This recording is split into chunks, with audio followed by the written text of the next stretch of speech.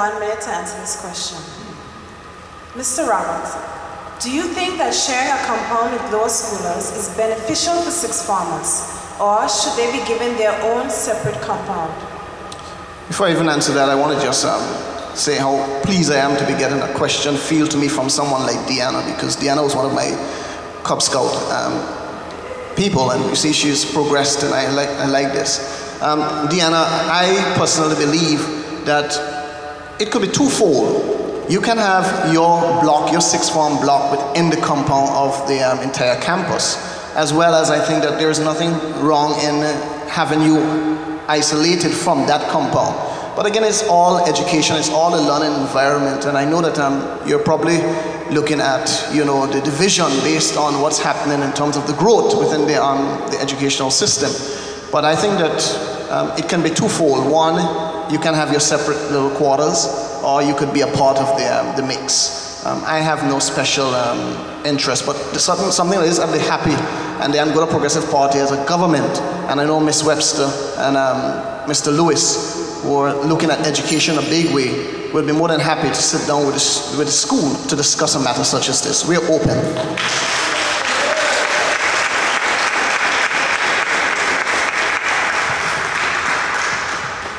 Mr. Roberts, cultural penetration via U.S. satellite and even Caribbean nations such as Jamaica, whose history is richer than ours, threatens Anguilla's own. What aspect of Anguillan culture is dearest to you, and what can government and we as a people do to help preserve it? You have 2 minutes, sir. Okay, this is a very important question.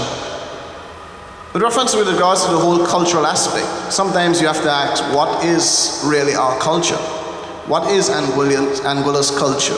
And I must tip my hat to, I think, Brother Lee, who carries Culturally Yours on a Saturday morning between 8 to 9. We have lost out in terms of really promoting what is Anguilla's culture, because we have not had a government or administration that has paid enough attention to Anguilla's culture. We recognize the fact that the jollification days are all but gone. They are spent. The Makajambi days, they are gone. We really do not have much of what we consider as a culture, and therefore we are bombarded and we are forced to accept what we see coming from the other regions. We have, as a government, we have to look at diversifying, and one of the things that we need to do as well is to again build on the little that we have and try to share that with the outer world. We must tip our hats to the festival office for the bit that they have been doing, but I think that there is much more that can be done to really and truly state what is Anguilla's culture, to really showcase what is it that really is Anguilla's culture. Unfortunately, I'm sitting here and it's hard for me to really think and say to the people of Anguilla, this is exactly is our culture, because we are not as a people really clear on what really is our culture.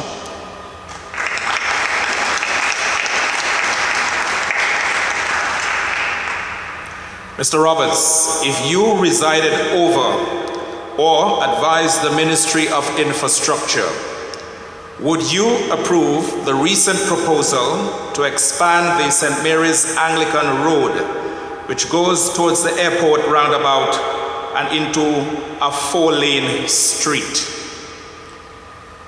This is a matter that have been on the table, I heard, under the Anguilla United Front administration. This is something that I will have to sit down and discuss with my colleagues and also look at what is on the table.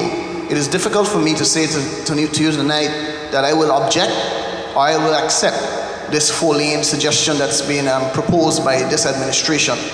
Our administration will look at what's on the books, and if we think that it is feasible, we will move ahead with it. But if we think it's not feasible, we will look at a new direction in taking that project forward.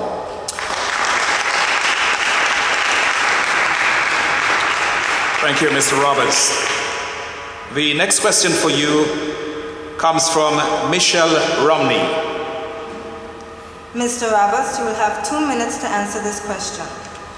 What would you say to voters who see Mrs. Cora Richardson Hodge as a well-qualified, upstanding citizen and would like an opportunity to finally put a woman in office after 34 years when Mrs. Idalia Gums and Mrs. Albina Lake Hodge has served.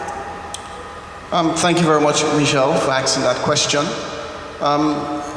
While it is true that Mrs. Cora Richardson Hodge is a qualified young lady, we ought to be concerned that Mistress Richardson Hodge is not here in the building with us this evening, who is qualified.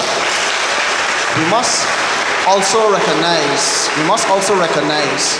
and be very careful when we start to speak about qualifications, because it is not everyone who is qualified for a specific task. You may very well be putting a square peg in a round hole.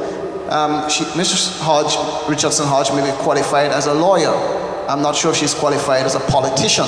And in this upcoming general elections, Mrs. Hodge has been sitting in her comfort zone for the last 9 years. It is only now that she's coming to the forefront. Is this the type of qualified representation that you need to take your community forward? I say no.